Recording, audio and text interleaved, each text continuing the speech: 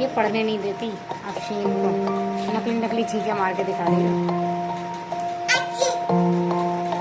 बताऊँ अभी बदतमीज, आज को तो ये ऐसे करके दिखा रही है।